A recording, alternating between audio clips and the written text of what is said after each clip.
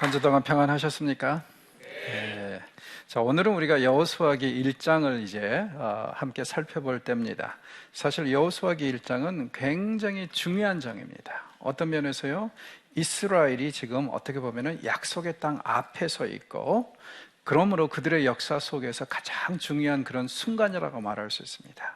수백 년 전에 그들의 조상에게 하나님께서 약속하신 것이 드디어 이루어지는 그런 순간이기 때문에, 그래서 이스라엘은 지금 하나님께서 약속하신 그 땅 접경지에 와 있는 이야기가 1장에서 시작이 되거든요. 그래서 이 이야기를 읽다 보면 참 감동도 있지만, 그러나 동시에 좀 아쉬움도 있어요. 왜냐하면 생각해 보십시오. 만약에 이스라엘이 38년 전에 가데스 바네아에서 사고를 치지 않았더라면 이미 들어와 있을 거 아닙니까? 약속의 땅에. 그런데 그들이 사고를 침으로 인해서, 생각해 보십시오. 가데스 바네아도 약속의 땅에서 하룻길이었거든요. 어떻게 보면 이 적경 지역에서도 지금 이스라엘은 하룻길 앞에 서 있어요. 그러면 결국에는 믿음과 순종이 있었으면 38년 전에 이미 갔어야 될, 차지했어야 될 그 땅 앞에 다시 이들은 돌아서 38년을 돌아서 서 있는 순간이기 때문에 이런 면에서는 좀 아쉽다, 그렇게 생각할 수 있을 것 같습니다. 또한 이 1장이 왜 중요하냐면은 그동안에 40년 동안 광야 생활 동안에 이스라엘에게 굉장한 리더십을 발휘했던 모세가 죽었습니다. 그리고 그 뒤를 이어서 지금 여호수아가 리더로 세움을 받았는데, 자, 리더가 세워지면은 대번에 우리에게 던져지는 질문이 뭐죠? 이 새 리더 잘 할 수 있을까? 그런 질문을 당연히 할 수밖에 없지 않습니까? 그래서 그런 이제 굉장히 불안한 상황 속에서 시작이 되는, 그것이 또 1장이라고 얘기를 할 수 있고요. 이 과정에서 중요한 것은 하나님이 먼저 또 손을 내미신다는 것. 그래서 이스라엘이 불안하고 여호수아가 불안한데 먼저 오셔서 손 내미시면서 이렇게 하면은 절대 내가 너를 떠나지 않을 것이고 너희들은 분명히 이 땅을 정복하는데 어떠한 어려움도 없을 것이다, 이렇게 이제 말씀을 하십니다. 자, 그렇다면 이것은 여호수아가 이 시대를 이끌 만한 적절한 리더였다는 것을 간접적으로 암시를 하죠. 하나님이 인정하시고 하나님께서 그와 함께 하시는 그런 리더이기 때문에 분명히 이 리더 앞으로 잘할 것이라는 그런 기대감을 줍니다. 또한 이 여호수아는 우리에게 하나의 굉장히 중요한 그런 모델이 되고 있는데, 리더십에 있어서요. 이 점을 한번 생각해 보시죠. 1장 1절에 그가 소개가 될 때 모세의 시종으로, 몸종으로 소개가 됩니다. 그런데 세월이 지나서 그가 죽을 때 24장에 가서는요, 여호와의 종으로 일생을 마칩니다. 이건 제가 볼 때는 우리에게 큰 도전이고 굉장히 중요한 패러다임을 제시한다고 생각합니다. 사역을 시작할 때 우리는 항상 누구의 하수인으로, 몸종으로, 시종으로 시작할 수밖에 없어요. 왜냐하면 경험도 없는 사람에게 담임 목회를 맡길 리는 없고요. 또 우리가 전도사로서 그 외 사역자로서 섬기고 경험을 쌓은 다음에야 비로소 우리의 이 목회 현장을 펼치게 되지 않습니까? 그러면은요, 우리가 이런 훈련을 받고 할 때 우리는 누구의 시종이고 누구의 몸종이고 누구의 이제 하수인을 이렇게 생각할 수 있어요. 그러나 그것은 중요하지 않다는 거예요. 중요한 것은 뭐냐면은 과연 우리가 일생을 마칠 때 우리는 누구의 종으로 일생을 마칠 것인가? 이 여호수아의 삶이 보여준 것처럼 비록 여호수아가 모세의 시종으로 시작을 했지만 끝 맺을 때는 하나님의 종으로 끝맺은 것처럼 우리가 우리의 삶에서도 사역에서도 그런 모델과 모형을 끊임없이 추구하고 그런 라이프 스타일을 추구해야 될 것 같아요. 오늘 이 순간이 그렇게 중요한 것은 아닙니다. 중요한 것은 우리가 어떻게 마무리하느냐, 그게 제일 중요한 것 같습니다. 여호수아기 1장은 여러 가지 중심 주제들을 가지고 있어요. 리더십의 변환이 있습니다. 그 다음에 약속의 땅이 드디어 이제 이스라엘의 손에 넘어오는 그 성취, 바로 전야입니다. 그리고 하나님께서는요, 이 약속의 땅을 어떻게 차지할 수 있는가를 분명히 그 방법을 1장에서 제시하십니다. 절대적인 순종이라고 합니다. 그리고 이 일장이 굉장히 우리의 마음을 움직이는 것 중에 하나가 뭐냐면요, 이스라엘 백성과 하나님이 하나 되어 있다는 것.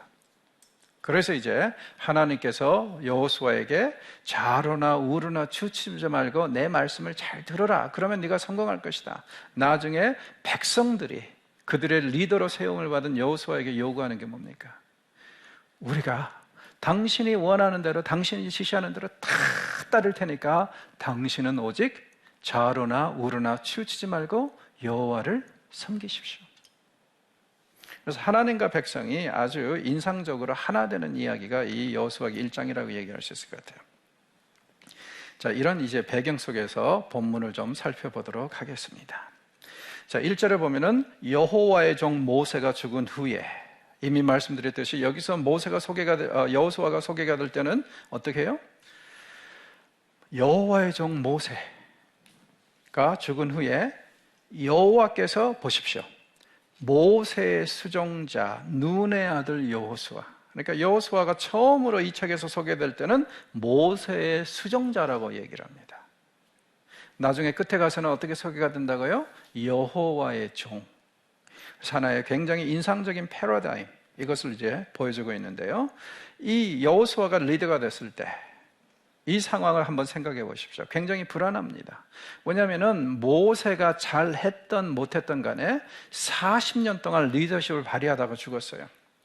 그럼 우리가 잘 알다시피 단단한 리더십이 없어지고 나면은 사람들은 굉장히 불안해하죠. 그 다음 리더가 잘하든 못하든 간 그것은 별개이시고, 하여튼 오랫동안 리더십을 발휘했던 사람이 죽고 나면은요 굉장히 불안한 것이 그 이 리더십 안에 있는 사람들입니다. 그러니까 지금 당연히 이스라엘이 불안하겠죠. 그 다음에 또 여호수아 40년 동안 사실 훈련을 받았습니다. 모세가 옆에 두고, 자기 시종처럼 옆에 두고 계속 훈련을 했어요. 그리고 드디어 여호수아가 그 자리를 차지했습니다. 그러나 여호수아도 얼마나 불안하겠어요. 나도 내 스승 모세처럼 잘 할 수 있을까?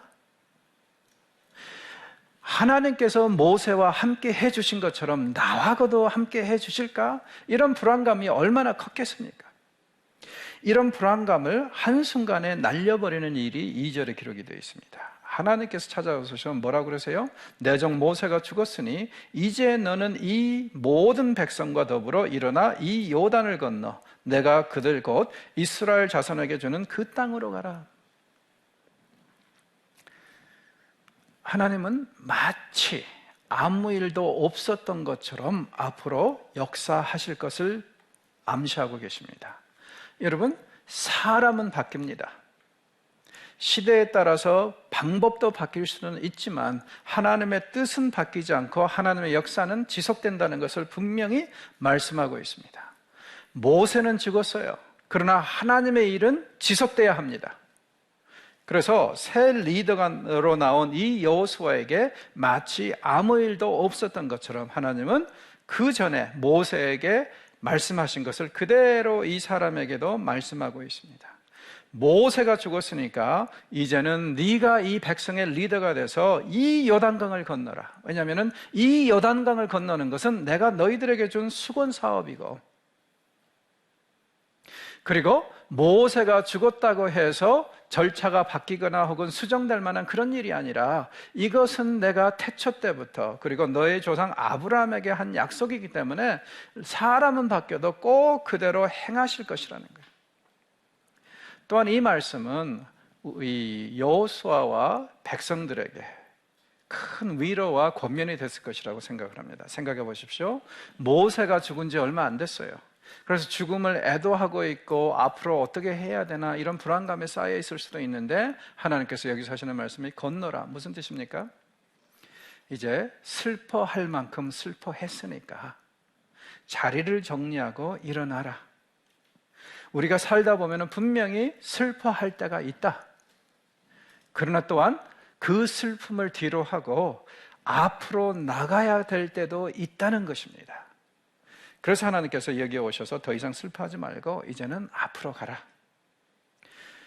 종종 보면 사람들이요, 어떤 일에 너무 사로잡혀가지고 그 일에 때문에 좌절하고 그 일에 노예가 돼서 몇 년 동안 그냥 괴로워하고 힘들어하는 경우들도 봅니다. 그건 하나님의 뜻은 아닌 것 같아요. 하나님은 우리가 슬퍼할 때는 슬퍼하되 어느 순간이 지나면은 그걸 다 정리하고 떠나고 다시 우리를 추스리고 가야 될 길을 가기를 원하십니다. 왜냐하면 사는 자들도 살아야죠. 비록 모세가 죽은 것은 슬프지만 거기에 언제까지 연연하고 거기에 언제까지 집착하겠습니까? 약속의 땅을 향해서 가야 되지 않겠습니까? 그런 상황을 여기서 이제 전개하고 계십니다. 자, 이스라엘이 차지해야 될 그 땅에 대해서 말씀드렸었는데요. 지금 이스라엘이 지금 어디에 와 있냐면은 시딤 골짜기에 와 있다 그래요. 자, 시딤 골짜기 어디쯤이냐면은 지금 이 지도에 보시면은 요단강 동편에 이때쯤 있었을 것이다. 근데 이제 시딤이란 말을 잘 이제 보시면 문자 그대로 풀이하면은요, 아카시아 나무 숲이란 뜻입니다. 그런데 우리가 생각할 때 그 아카시아 나무는요, 우리가 5월 달에 꽃피는 그 아카시아 나무가 아니라 사실은 라이언 킹이나 이런 데 보면 굉장히 좀 이렇게 삐뚤빠뚤하고 잘 자라지 않는 그런 나무들 있죠. 여기 사진에 보는 것처럼 이런 것을 이제 아카시아 나무라고 그럽니다. 그리고 아카시아 나무는 한 200여 종이 있다고 그러는데 이게 이제 근동 지역의 아카시아 나무예요. 시딤 하면은 이 아카시아 나무 숲이란 뜻입니다. 무슨 뜻일까요? 아마 오래전에 이 지역에 이 나무들의 숲이 있었다는 얘기고, 여기에 지금 이스라엘 백성들이 정착하면서 모세의 고별 설교를 들었다는 얘기겠죠.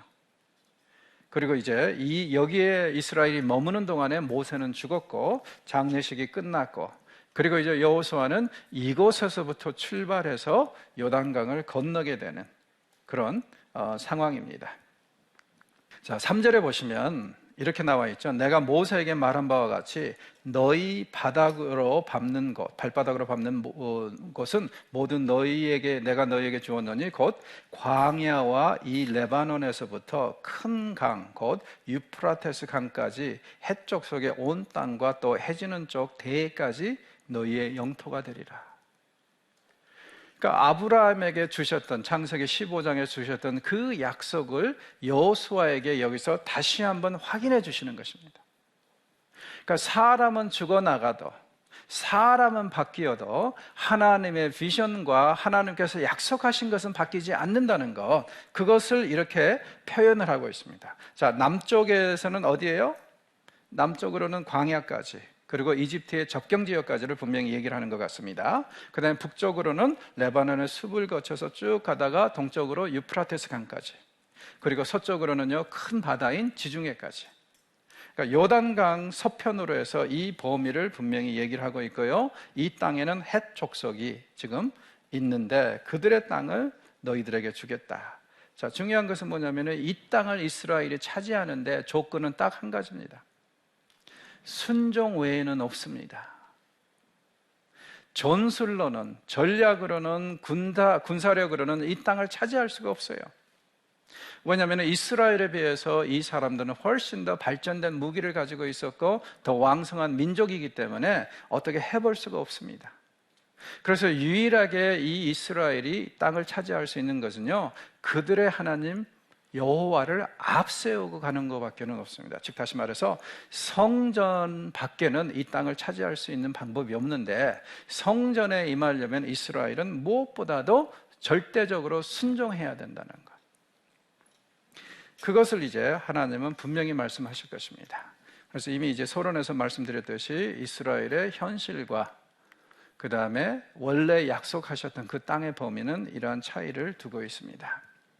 하나님께서 이스라엘에게도 순종을 요구하시지만 새로 리더로 뽑힌 여호수아에게 요구하시는 것도 순종이라는 것을 아주 확실하게 이렇게 말씀을 하십니다. 내 평생에 너를 능히 대적할 자가 없으리니 내가 모세와 함께 있었던 것 같이 너와 함께 있을 것입니다. 내가 너를 떠나지 아니하며 버리지도 아니하리니. 사람은 바뀌었고 모세는 죽고 여호수아가 그 자리를 차지했지만 하나님의 이스라엘을 향한, 그 다음에 이 이스라엘 리더십을 향한 그런 자세나 사랑과 보살핌은 절대 바뀌지 않는다는 것을 확실하게 말씀하십니다. 내가 모세와 함께한 것처럼 너와 함께할 것이다. 내가 너를 떠나지도 아니하리라. 그리고 버리지도 아니하리라. 3번이나 강조를 하십니다. 그리고 하나님께서 이스라엘의 승리를 이 본문에 보면은요, 몇 번이나 강조를 하세요. 형통할 것이다, 성공할 것이다, 형통할 것이다. 그런데 중요한 것은 뭐냐면은, 그렇다면은 하나님께서 언제 이스라엘을 떠나지 않고, 주의 백성을 떠나지 않고, 언제 그들에게 이렇게 축복을 주실 것인가? 몇 번이나 강조되는 것이 순종입니다. 그런데 이 순종이 어떻게 표현이 되는지 한번 보십시오. 6절에 강하고 담대하라. 너는 내가 그들의 조상에게 맹세하여 그들에게 주리라 한 땅을 이 백성에게 차지하게 하리라. 오직 강하고 극히 담대하여 나의 종 모세가 내게 명령한 그 율법을 다 지켜 행하고 우로나 좌로나 치우치지 말라. 그리하면 어디로 가든지 형통하리라. 자, 이 말씀을 잘 한번 생각을 해 보십시오. 이스라엘이 그들보다 훨씬 더 뛰어난 군대를 상대로 승리할 수 있고 이 땅을 차지할 수 있는 보장이 뭐냐면 하나님이 함께 하시고 버리지 않고 그들을 내팽개치지는 않는 거예요. 그리고 하나님이 앞서가서 전쟁을 해 주실 때 이것이 가능합니다. 자, 그렇다면 하나님이 그들과 함께하고 전쟁을 해 주실 수 있는 그 가능성을 이스라엘은 어떻게 이루어 나가야 된다고요? 말씀을 순종하는 일에 있어서 강하라, 담대하라. 몇 번이나 강조되는 것이 강하십시오, 담대하십시오. 나중에 이제 이스라엘 백성들도 여호수아에게 이런 부탁을 하죠. 자, 중요한 것은 이 부분인 것 같아요. 많은 사람들이 강하라, 담대하라, 용기를 가지라는 말로 생각을 하는데 본문을 잘 보십시오. 무슨 일에, 어떤 일에 강하고 담대해야 된다고요? 하나님께서 하시는 말씀이요, 좌로나 우로나 치우치지 않는 일에 강하고 담대하라 그러는데 그게 어떤 일입니까? 내 종 모세가 내게 명령한 그 율법을 다 지키는 일에 있어서 강하라, 담대하라. 무슨 뜻이에요? 첫째는요, 이스라엘이 가나안 땅을 차지하는 유일한 방법은 이것밖에 없다는 겁니다. 절대적인 순종. 강하고 담대하라. 어떤 일에 있어서? 하나님의 말씀에 순종하는 일에 있어서 강하라, 담대하라. 자, 그런데 하나님의 말씀대로 살아가는 것이 쉬운 일입니까? 어려운 일입니까? 절대 쉬운 일은 아니죠. 왜냐하면요, 쉬운 일이라면은 강하라, 담대하라, 오직 강하라, 극히 담대하라 이런 말씀하실 필요가 뭐가 있어요? 때로는 하나님의 말씀대로 살아간다는 것이 절대적인 투쟁을 요구하는 것이고, 때로는요, 하나님의 말씀에 순종하는 일이 우리의 이를 악물게 하는 그런 노력이 필요하다는 그런 얘기 아니겠어요? 그래서 강하라, 담대하라 무슨 뜻입니까? 때로는 두 눈에서 피눈물이 난다 할지라도 너희들은 순종할 자세로 나가야 된다. 그리고 이 길은 결코 쉬운 일이 아닐 것이다. 가시밭길이라는 거예요. 그러니까 우리가 꿈꾸는 것은 뭡니까? 주와 같이 길 가는 것, 즐겁고도 기쁘다. 때로는 그렇게 되죠. 그러나 항상 그렇지는 않습니다. 오히려 삶을 살다 보면은 하나님과 동행하는 것이 어때요? 굉장히 어렵고 가시밭길입니다. 그래서 오죽하면은 평탄한 길 주옵소서 하는 그런 기도가 나오게 되는 거 아닙니까? 이 세상에서 성도들의 삶이 정말 그렇게 쉽고 견딜만 하다면은 이거 괜찮죠. 그래서 성경은 끊임없이 얘기를 하지 않습니까? 오죽하면은 예수님이 네가 나를 사랑하느냐 어떻게 하라고요? 십자가를 져라. 무슨 뜻입니까? 죽을 각오를 하고 정말 말 그대로 쎄빠지게 고생할 각오를 하고 사는 것이 크리스천의 삶이라는 거 아니겠어요? 여기서도 지금 하나님께서 순종에 대해서 어떤 로맨틱한 그림을 제시하는 것이 아닙니다. 하나님께서는 하시는 말씀이 순종은 무지무지하게 어려울 것이다. 그러나 네가 이를 악물고 순종하려고 작정을 하고 노력을 한다면 분명히 너는 성공할 것이다. 그러니까 우리 주변에 보면 성공하는 삶에 대한 비법에 대한 책들이 왜 이렇게 많이 나와 있는지 모르겠어요. 근데 많은 경우에 보면 이 책들이 굉장히 어떻게 보면 저질들이라고 저는 생각을 합니다. 마치 어떤 이 감동적인 기도로 하나님을 움직이고, 마치 정말 적절한 그런 표현으로 하나님의 마음을 사로잡으면은 우리가 성공할 수 있다는 식으로 미신적으로 얘기를 하는데 그렇지 않습니다. 성경을 잘 보십시오. 언제 하나님이 감동하시냐면은 우리가 정말 말 그대로요, 너무너무 순종하기 힘들지만은 그래도 억지로 힘을 내 가지고요 쓰러질 정도까지 이를 악물면서 순종하려고 노력할 때 하나님이 감동하시고 우리를 축복하시는 것이지, 그렇게 어떤 비법에 서린 그런 이 기도를 한다고 해서 마치 주문을 외우듯이 어떤 얘기를 한다고 해서 감동받는 것은 아니라고 생각합니다. 여기서도 보십시오. 순종에 대해서 얼마나 현실적으로 얘기를 합니까? 절대 쉽지 않을 것이라는 거예요. 그렇죠? 절대 쉽지 않을 것이다. 자, 이렇게만 한다면 너는 어디로 가든지 성공할 것이다. 그렇게 말씀을 하셨는데요. 그러면서 계속 말씀하십니다. 이 율법책을 내 입에서 떠나지 않게 하며 주야로 그것을 묵상하여 그 안에 기록된 대로 다 지켜 행하라. 이 일에 있어서 강하라 담대하라, 이 얘기예요. 자, 누가 세상에 하나님의 말씀을 주야로 묵상하고 행할 수 있단 말입니까? 현실적으로는 어렵다고 얘기할 수 있는데 사실은 이렇게 살아야 되죠. 신약은 뭐라고 그럽니까? 너희들의 몸과 마음을 산 제사에 예물로 드리라. 이런 말이 왜 나왔겠어요?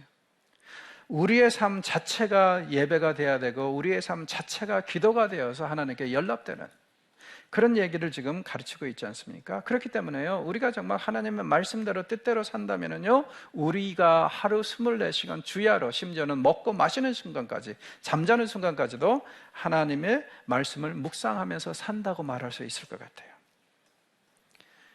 역시 여기서도 말씀하시는데 좌로나 우로나 치우치지 말고 그 기록된 대로 다 지켜 행하라. 영적인 편식은 안 된다는 겁니다. 하나님이 우리에게 주신 말씀은 굉장히 다양한 것인데 우리의 선호도에 따라서 이건 지키고 저건 안 지키고 저건 마치 없는 것처럼 취급하는 일은 절대 없도록 하라. 왜? 하나님의 말씀은 하나의 시스템이거든요.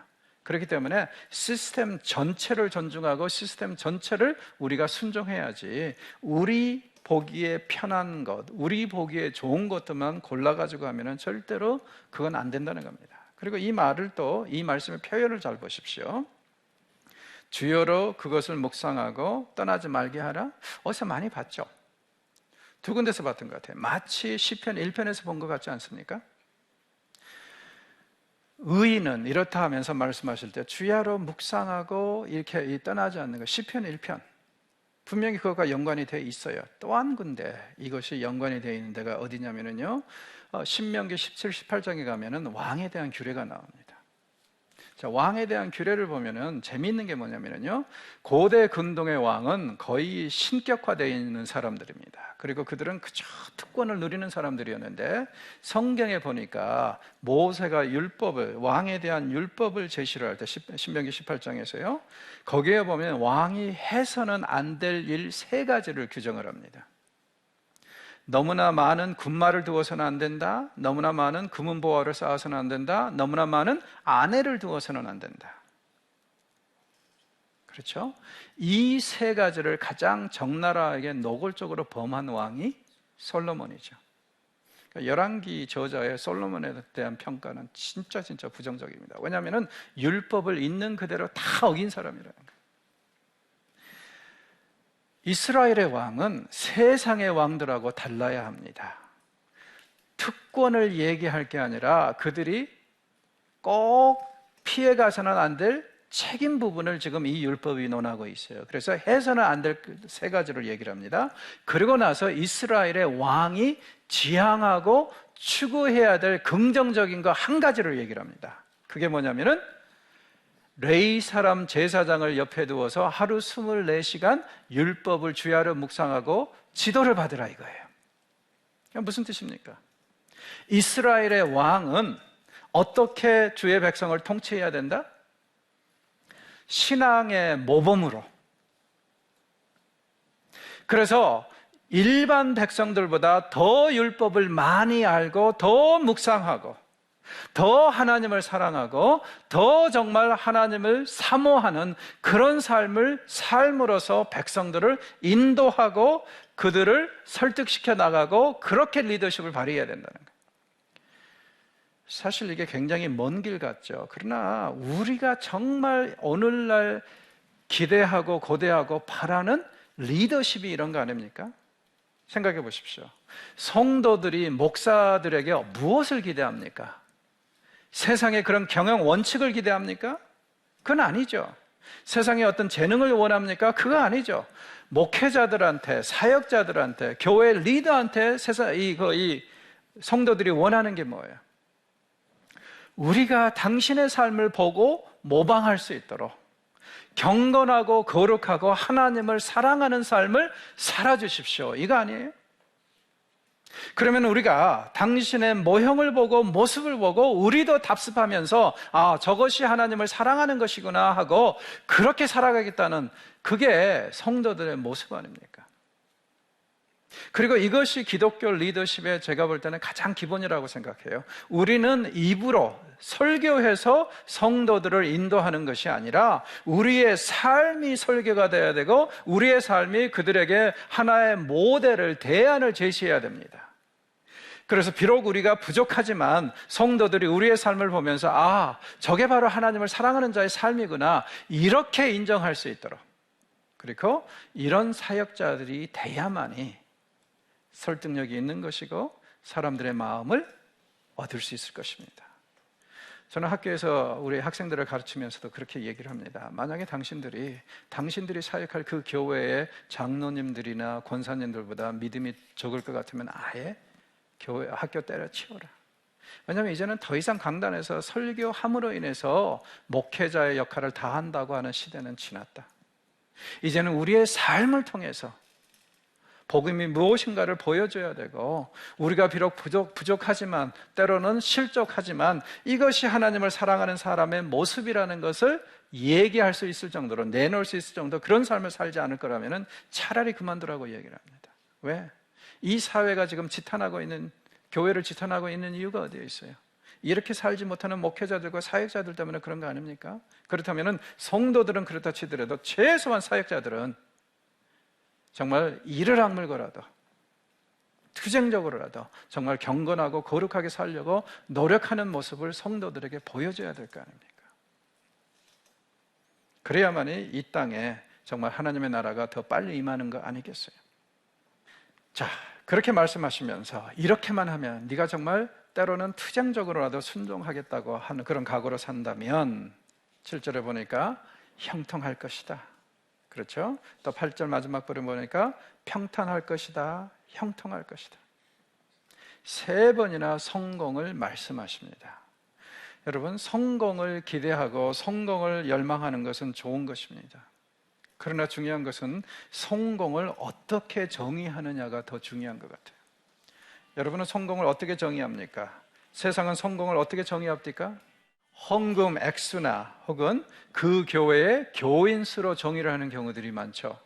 그래서 헌금이 많이 나오는 교회, 교인들이 많은 교회 목회자들은 성공한 목회자들이고 가난하고 숫자가 작은 교회 목회자들은 실패한 사람들 정도로 생각하는 경우들이 있습니다. 자, 이게 성경적인가요? 그리고 본문을 잘 보십시오. 하나님은 이 본문에서 성공을 어떻게 정의하십니까? 하나님은 성공을 얼마만큼 우리가 하나님의 말씀에 순종하고 살려고 노력했는가를 가지고 결정하신다고 합니다. 그리고 어떻게 보면 그렇게 순종하고 노력해서 살면 당연히 성공할 수밖에 없죠. 그러나 그 성공, 하나님께서 인정하시는 성공이 꼭 세상의 성공하고는 같지 않을 수도 있습니다. 이러한 경우에 대표적인 예가 사실은 이사야입니다. 이사야 같은 경우에 보면은요, 그에게 주신 소명을 보면은 대단합니다. 가서 저들의 길을 막아버려라. 마음이 깨닫지 못하게 하라. 하고 한 날 설교를 하는데 어떤 설교를 해야 되냐면 그들이 절대로 회개하지 못하도록 하는 그런 설교. 왜냐하면 혹시 저들이 보고 듣고 깨닫고 돌아와서 회개할까봐 걱정이다. 이렇게 말씀을 하세요. 그렇게 하나님께서 회개를 원하지 않는 이유가 이사야에서 보면 분명히 있습니다. 자, 그런데 한번 생각해 보십시오. 이사야가 하고한 날 이렇게 설교를 했다면, 사람들이 말씀을 듣고도요 깨닫지도 못하고 알지 못하게 그렇게 설교를 했더라면은, 그 설교를 듣고 꾸준히 이사야를 따르면서 그 리더십 아래에 있을 성도들이 몇 명이나 있을까요? 별로 없었을 것 같아요. 그래서 저는 개인적으로 생각하기를요, 이사야는 평생 한 서너 명을 두고 사역을 했다. 자기 아내와 두 아들과 그 다음에 신학생 하나. 그래서 한 4명 정도를 두고 사역했을 것이다. 왜냐하면 누구든지 다 길을 간지리 피는 메시지를 좋아하지, 이렇게 하고 한 날 시험에 들게 하는 설교를 좋아하지 않지 않습니까? 자, 중요한 것은 뭐냐면은 그게 하나님께서 이사야에게 주신 소명이에요. 하나님의 성공 여부의 판단은 그 각자에게 주신 그 소명에 얼마나 신실했는가가 제일 중요한 이슈입니다. 그러면은 쉽게 말해서 사역자는요, 세상의 눈에는 성공할 수 있어도 하나님의 눈에는 실패할 수도 있다는 그런 결론에 치닫게 되고요, 반면에 세상의 눈에는 실패하지만 하나님의 눈에는 성공할 수도 있다는 그 또 가정이 가능합니다. 왜냐하면 하나님께서 성공 여부를 판단하시는 것은 얼마만큼 우리가 하나님의 말씀에 순종했는가와 그 다음에 우리에게 주신 소명에 우리가 얼마나 신실했는가, 이걸 가지고 판단하시기 때문에 그렇습니다. 그리고 세상은 하나님을 미워하기 때문에 우리가 하나님께 순종하고 살려고 하고 하나님의 말씀대로 살려고 하는 것을 호락호락하게 지켜보지는 않을 것입니다. 그러니 이 땅에서 참된 목자들이 당연히 실패할 수도 있다는 것이죠. 그러나 중요한 것은 뭡니까? 하나님께서 허락하시고 인정하시는 성공이라는 것은 이런 것이다, 이렇게 얘기할 수 있을 것 같아요.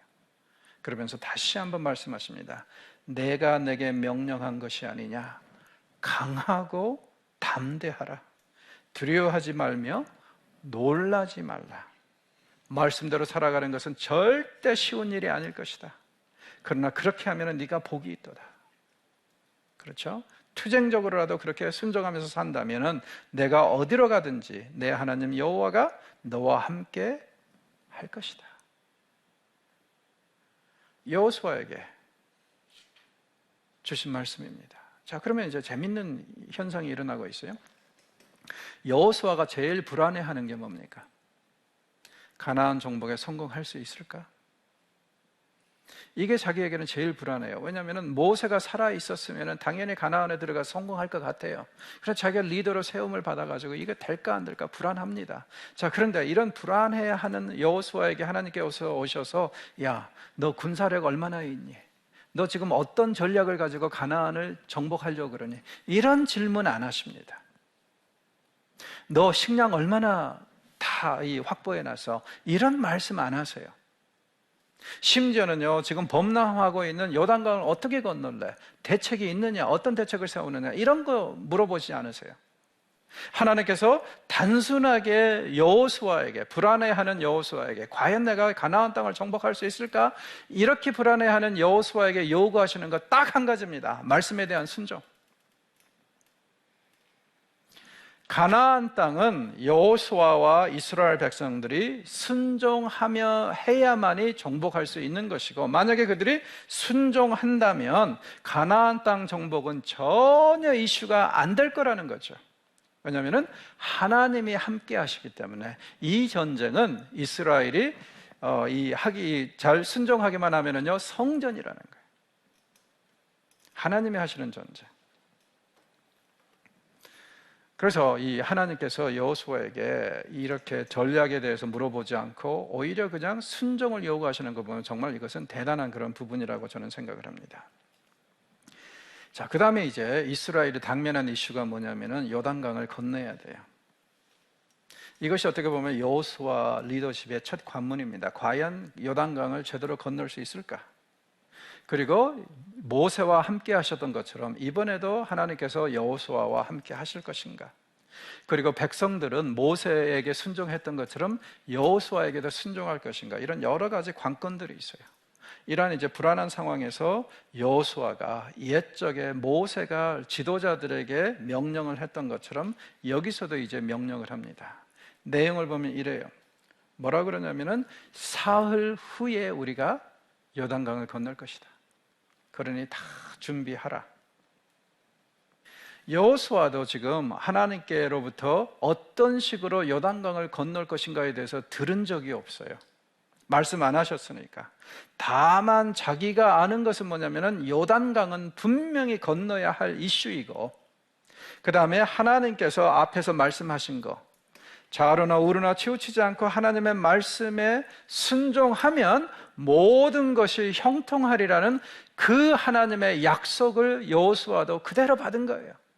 그러니까 지금 구체적인 플랜은 없지만 분명히 하나님께 순종하면 3일 후에 자기네들이 요단강을 성공적으로 건널 수 있을 것이라는 그 확신이 있습니다. 믿음이 있습니다. 그래서 이제 3일 후에 우리 건너겠다고 선언하는 것입니다. 준비하라. 모세의 죽음에 대해서는 충분히 슬퍼했다 이거예요. 그러니 이제는 하나님께서 허락하신 그 새 땅을 향해서 우리가 가야 되지 않겠느냐. 그리고 D-Day는 3일 후다. 성경에 보면은 3일은요 항상 굉장히 중요한 그런 시간을 뜻하죠. 그래서 어떤 중요한 중대 사건이 있을 때 보면 꼭 3일 후에 있어요. 그렇죠? 그리고 3일은 또 귀중한 변화 혹은 중요한 여정을 얘기할 때 3일길이라고 많이 얘기를 합니다. 그래서 3일 후에 이 강을 건넌다는 거, 그리고 그동안에 너희들은 3일 동안 몸과 마음가짐을 잘 정리하라는 것은요 이스라엘 역사상 굉장히 중요한 일이 앞으로 3일 후에 있을 것이라는 그런 것입니다. 이 말씀은 여호수아의 첫 번째 명령입니다. 그렇죠? 그리고 이 하나님께서 여호수아를 찾아오셔서 비록 모세는 죽었지만 내가 그에게 말했던 모든 것을 이루리라 하면서 전혀 하나님의 역사에는 변화가 없었던 것처럼 말씀하신 것처럼 여호수아도 똑같은 맥락에서 그렇게 얘기를 합니다. 이 일은 이미 아브라함 때부터 결정이 된 일이고, 그리고 모세가 그렇게 꿈꾸던 일이지만 이루지 못하고 죽었는데 우리가 그 일을, 이 하나님의 역사를 이어가는 그런 역사적인 순간에 있다 이거예요. 그래서 이제 여호수아도 이렇게 확실하게 명령을 하면서 이 길을 나갑니다. 자, 여기서 우리는 진정한 리더십이란 무엇인가에 대해서 좀 생각해 볼 필요가 있는 것 같아요. 먼저 진정한 리더십은요 하나님의 말씀을 믿고 따르는 일에서 시작된다는 것을 우리가 기억해야 합니다. 둘째는요, 리더십이라는 것은, 특히 기독교 리더십이라는 것은요 개인의 재능이나 기교에서 비롯되는 것이 아니라는 것을 또 우리가 인정해야 될 것입니다.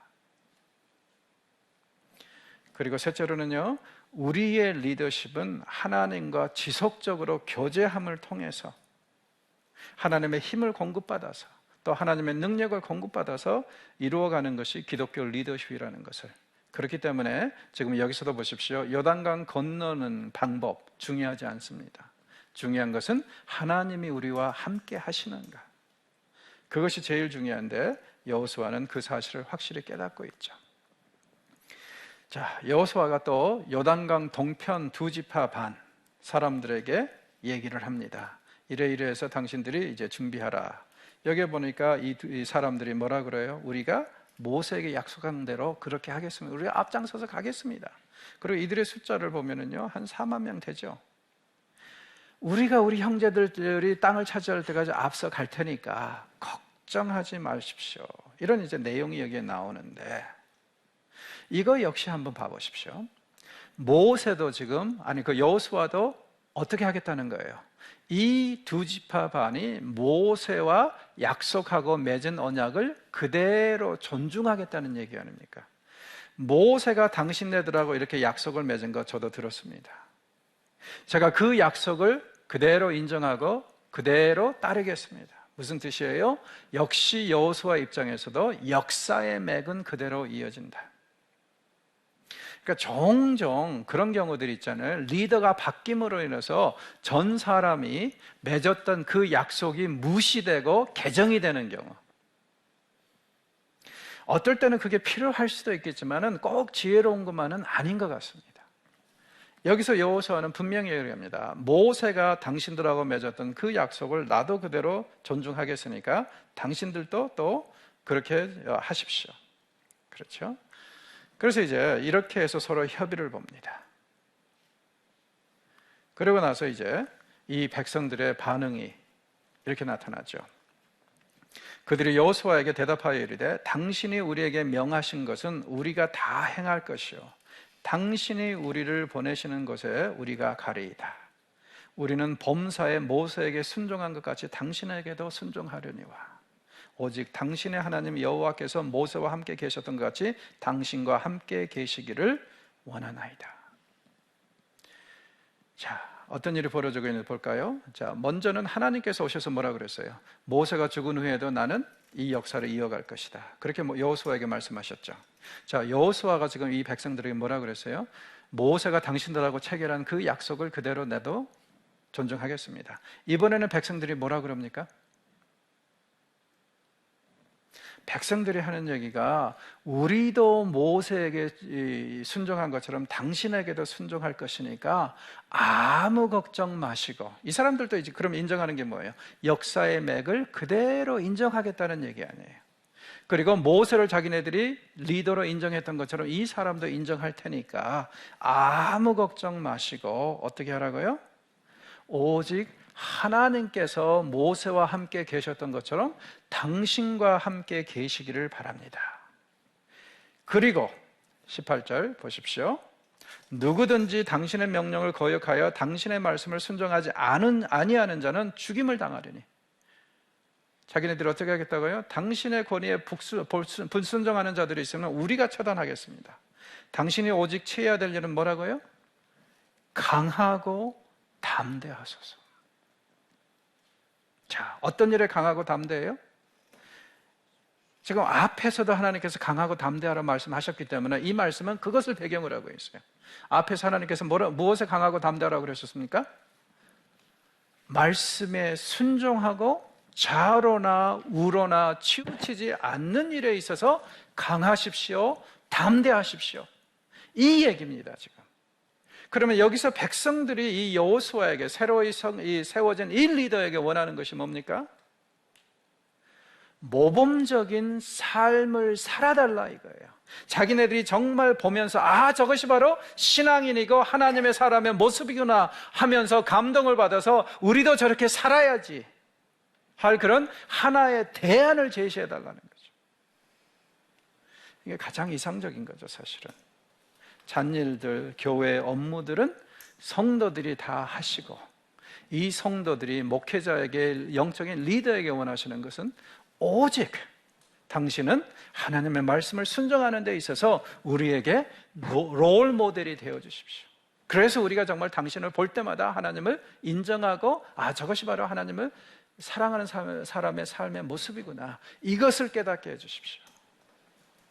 오늘날 같이 정말 이 혼란스러운 교계에서 이렇게 살아가는 리더들이 너무나도 그립고 귀한 때가 돼버렸습니다. 이 강의를 들으시는 여러분만큼이라도 정말 우리 성도들에게 이것이 하나님을 사랑하는 사람의 모습입니다 하고 여러분의 삶을 살아있는 복음으로 제시해 주셨으면 좋겠고요. 정말 이 여호수아의 명령을 받은 백성들이 요구하는 거, 제가 볼 때는 무리한 요구 아니라고 생각합니다.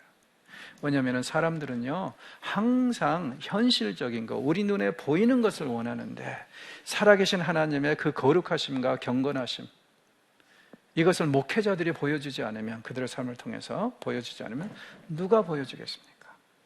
우리가 더 사명감을 가지고 경건과 거룩과 정의와 공의를 추구하면서 성도들에게 하나의 대안을 제시하는 그런 삶을 살고, 성도들도 목회자들에게 그런 것을 기대했으면 좋겠습니다.